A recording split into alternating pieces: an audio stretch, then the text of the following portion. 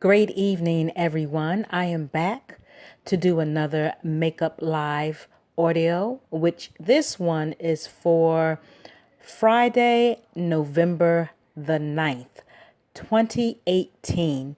And I welcome you to my Aisha Speaks Jade Facebook page. Okay. This topic is going to be quite interesting as well. And it's about why am I losing quality sleep?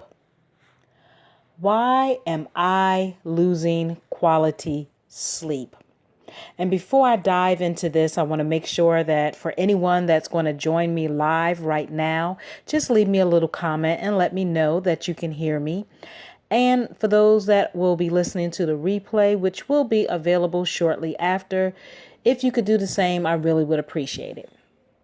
So there are, in my opinion, quite a few reasons why we lose quality sleep or why we lose quality rest. It could be because we work so hard. We're always on the go. We're fast paced. It's go, go, go, go. You can't stop. It's with work. It's with running a business. It's with work and running a business. If you're going to school, work and business, it's raising a family. It's possibly taking care of your parents or loved one. It's being a husband, wife, significant other, the dogs, you know, if you live with a mental disorder, if you could be fatigued. There are tons of reasons why we all are not getting the quality sleep or rest that is required. And so when you do not get your proper rest, they say 8 hours or between 8 and 10 hours a night. If you honestly get between 8 and 10 hours a night, I would love for you to leave me a message, or not so much a message, but I meant leave that in the comment section below, because I cannot tell you the last time that I really got 8 to 10 hours. I probably had to be sick, to be honest with you, because that seems like that is probably the only time I get quote unquote decent sleep is when I'm not well, when I'm sick. But even with that, I'm tossing and turning, especially if I'm in pain, if I have one of those headaches that are beyond a migraine. Okay. So it could be a matter of it could, if you're in pain, a lot of times you may not, even with that, you're not getting rest because you're in so much pain. You're like, please, could you just take this pain away from me? So if you're getting that good rest, definitely let me know. It's been probably since 1991. I have not rested well, like a consistency in it since 1991. Yes.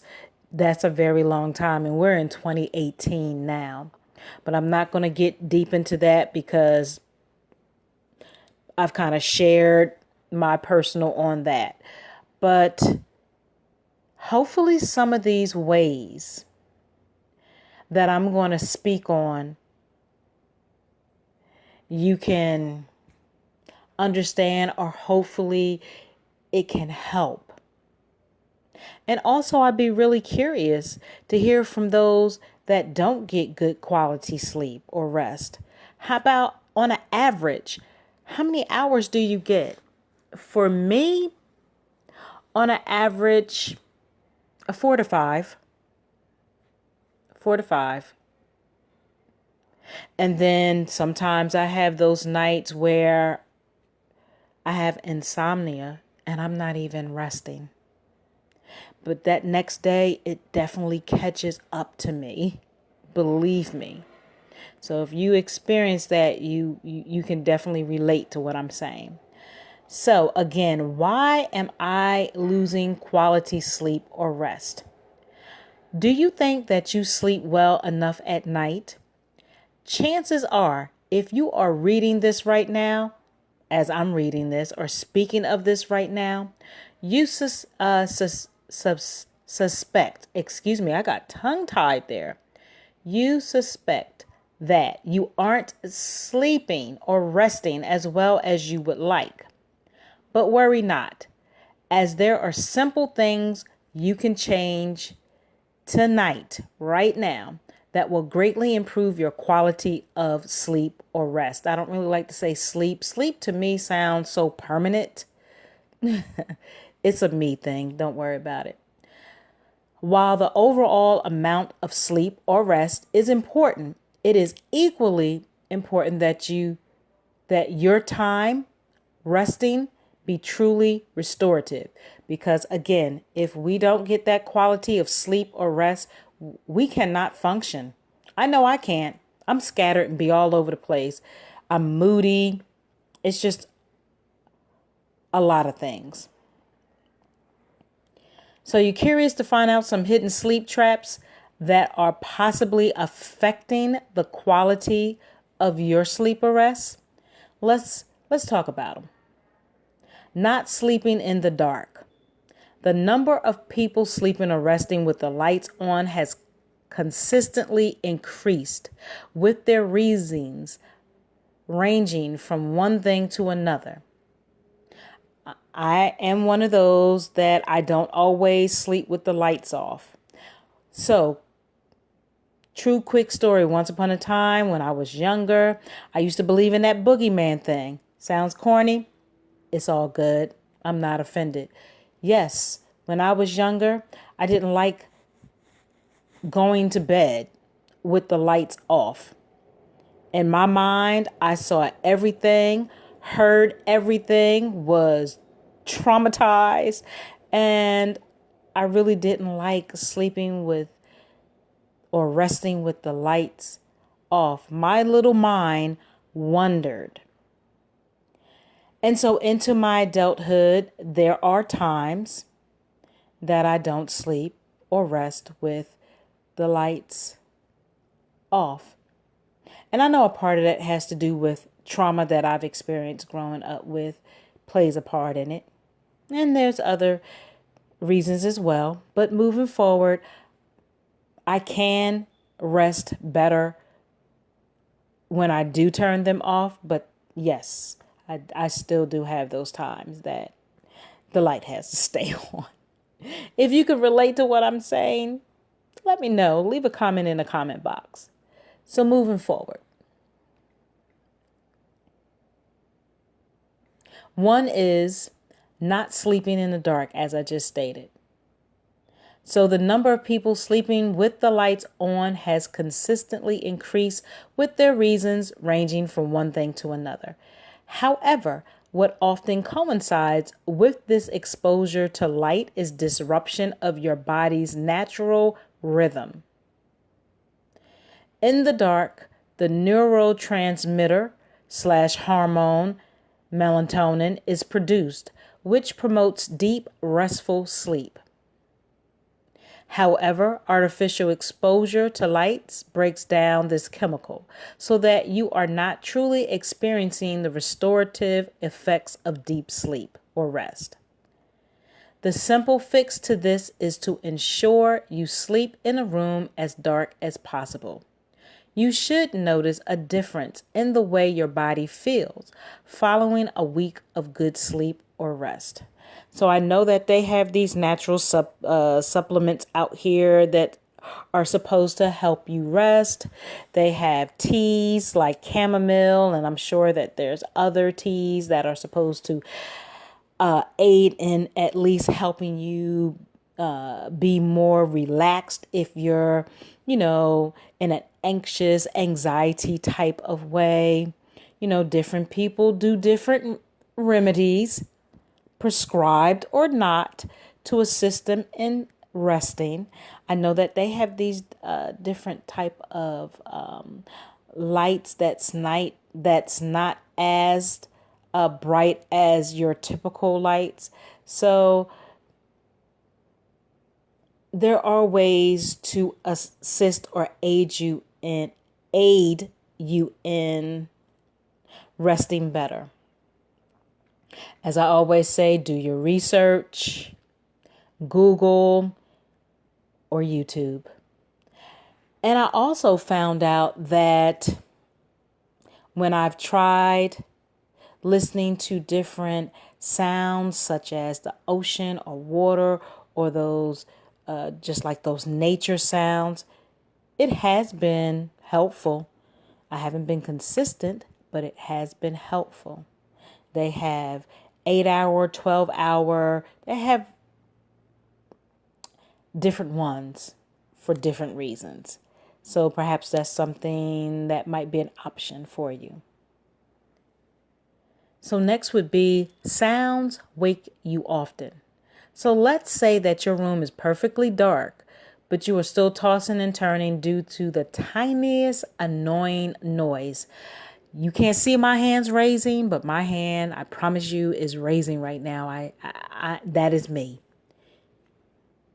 Let's just say true silence is deafening. That's me again without the hand raising. What can be done about that?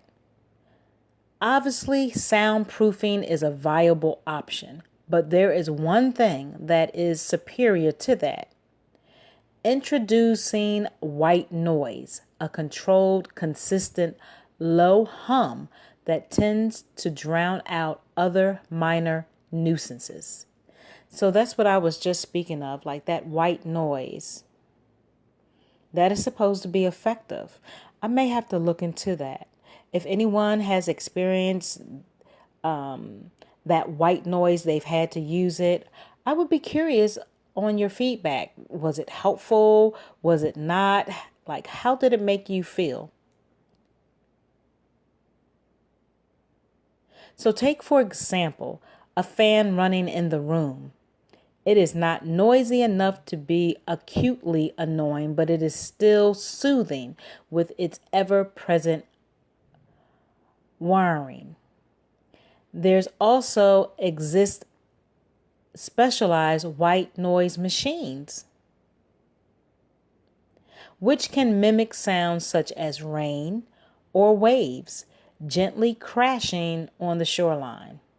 This can contribute to a truly serene sleep experience. So again, if anyone has ever experienced, have tried this white noise machine, I would really like to know your feedback.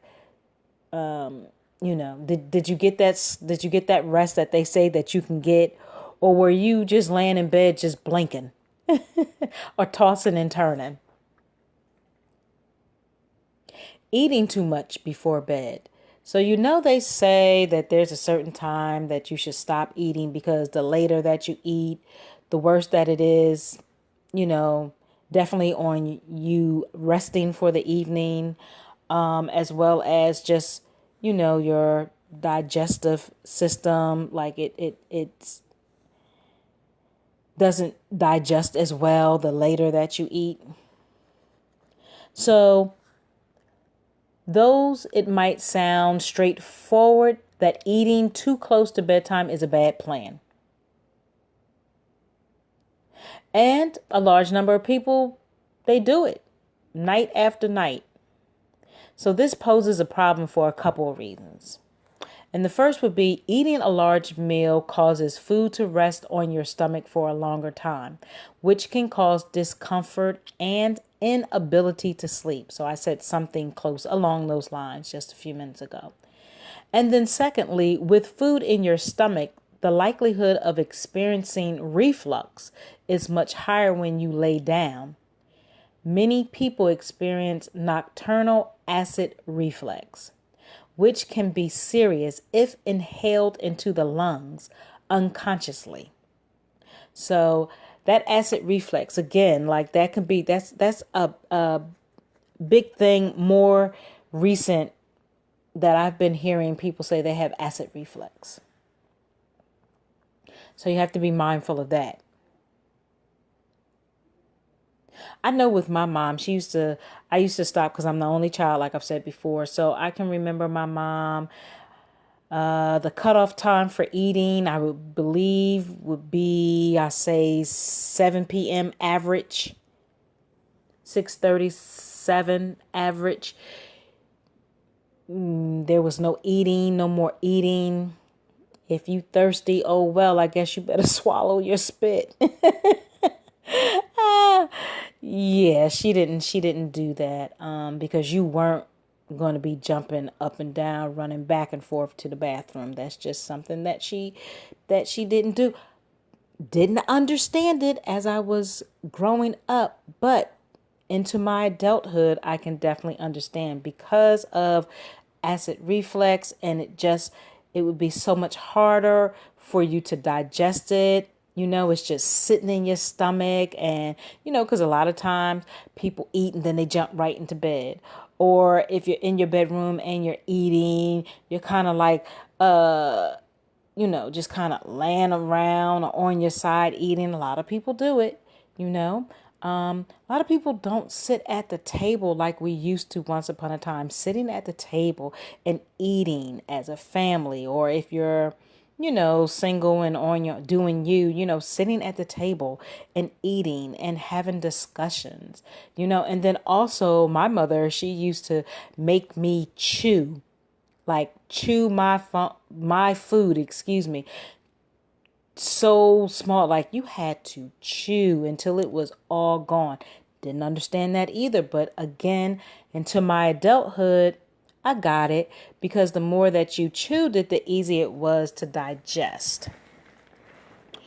So, and then I have to admit, I followed some of those practices with my own kids when they were younger.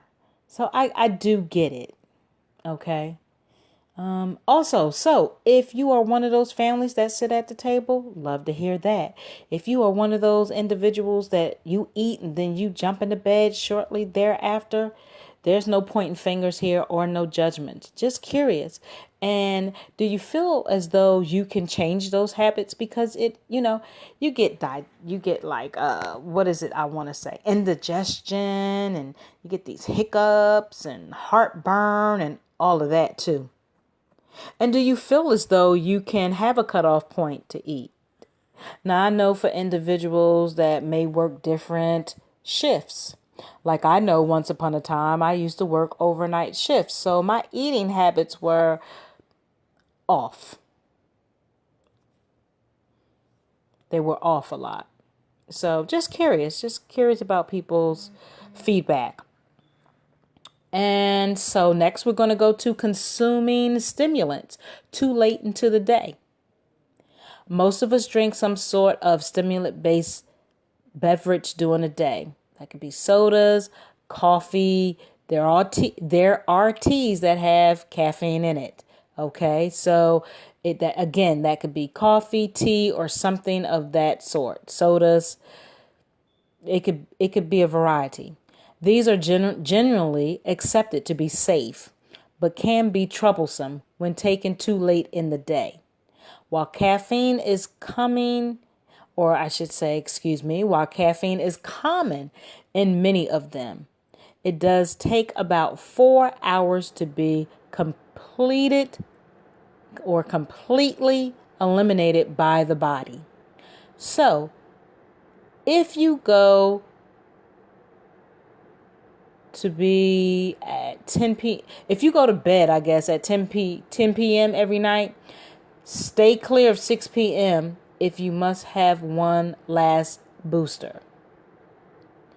Right? So there again with that, it's a cutoff date. I'm tired. If there is a cutoff, there should be, they're saying, a cutoff time of when you stop drinking caffeines, or for that matter, a lot of liquids. Because the caffeine, for some people, can have them really jittery and just bouncing all over the place. Or you can just be back and forth running to the bathroom in the late hour of the night. So if you can challenge yourself to stop drinking after a certain time, maybe do it for a few days and see how that works for you. And next would be your mattress is subpar.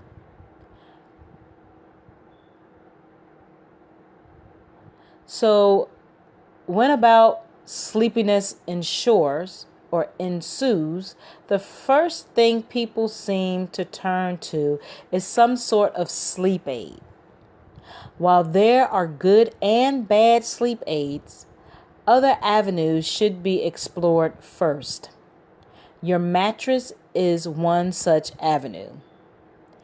If you've had your mattress for more than a few years, chances are it's less efficient than it was yesterday. So the springs, they do go out of place.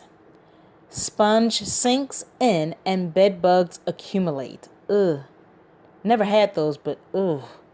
Making sleep less restorative and instead a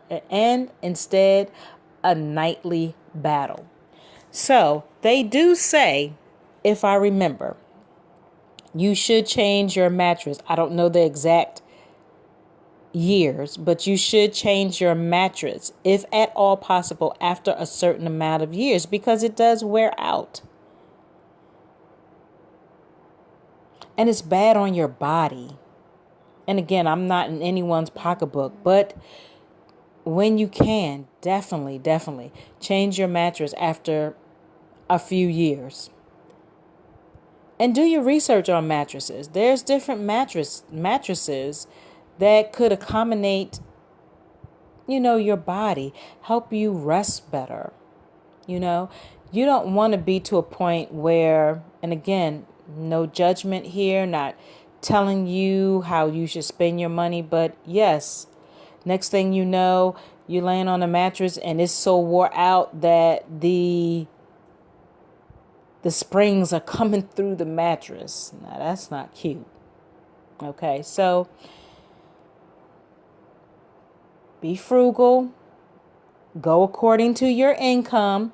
If you can buy one of those better beds, not to say that it's good or bad, do what works best for you. That's pretty much what I'm saying. Okay. And nutrition. Having balanced nutrition always helps. Okay. You have to have a balanced diet. And I know that can be, from firsthand experience, really challenging and difficult. But not having a balanced diet also contributes in how you rest. Eating a lot of sugar is not good. Eating a lot of salt is not good. Eating a lot of starch is not good. Fatty foods are not, they're just not good. Drinking water, yes. I'm not saying that you have to be a rabbit and eat lettuce and carrots every day. I'm just saying do things in moderation. And I say that for myself as well. Because sugar is definitely a struggle. Like, I ate out today and could tell that their food was too high in salt. I started getting a little headache. I'm better now, but yes. So I have to be mindful. I have to ask more questions, like, as far as the ingredients and things of that nature. I've been really, doing my best to read ingredients to see, what type of ingredients are in my foods. It's really better to cook at home. I'm not saying that you can't go out and have a nice dinner out, but it's definitely better if you can cook at home. That way and you can monitor just how much salt or, what type of ingredients you put into your food. So I hope that was helpful. Please accept my apologies. My tongue got tied, words got a little twisted, but it's all good. I believe you guys knew what I meant. Thank you for understanding. Also, I want to welcome you to join my social media platforms. I am on Facebook, of course, Instagram, Twitter, LinkedIn, and YouTube. Again, I am on Facebook, Instagram, Twitter, LinkedIn, and I have a YouTube channel. I am on Aisha Speaks Jade. Each and every one of them are under Aisha Speaks Jade. Like my pages, listen to the videos or audios, share them, support support me, support this platform, this podcast. Go on my YouTube channel, subscribe, hit the thumbnail, hit the notification bell for all updates. Let us support each other. Let's be positive, like-minded people and support each other emotionally as well as financially if you can. Okay? Don't just be about words, be about action as well. Create your greatness. Create your platform.